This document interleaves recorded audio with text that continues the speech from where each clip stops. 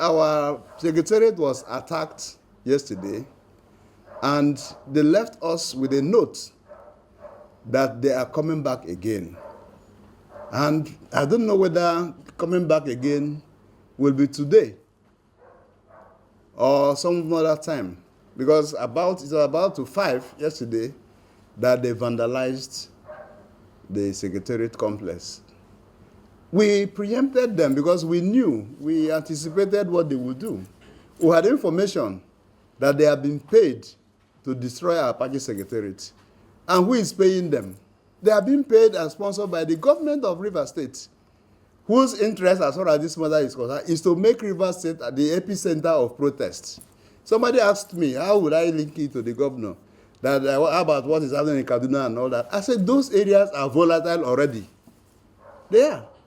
When people were talking about, there will protest, I said, if there's any place I know that it will go out of hand, is Borno and all those areas where you have the Boko Haram activities. So these protests have become protracted.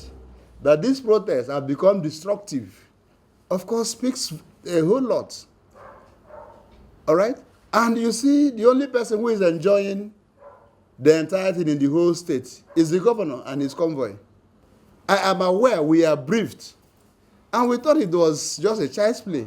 How meetings were held at midnight in this state to make Rivers State epicenter of protest in Rivers State for obvious reasons. One reason is that they felt that they need to get at Mr. President. That Mr. President does not seem to be supporting them. And so there cannot be peace here. Imagine that I was in office, or any of my colleagues, or we were in office because we like to go to work, and that scenario occurred. Of course, we would have been gone by now, because they were heavily paid to do mayhem.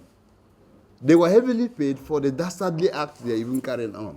And so our demand is that the security agencies, whose responsibility it is to protect life and property, should beam their lights, the searchlight, on that structure. We need heavy security because it is clear that there is an attempt to destroy the place. And it is unfortunate to us because the structure is not owned by us.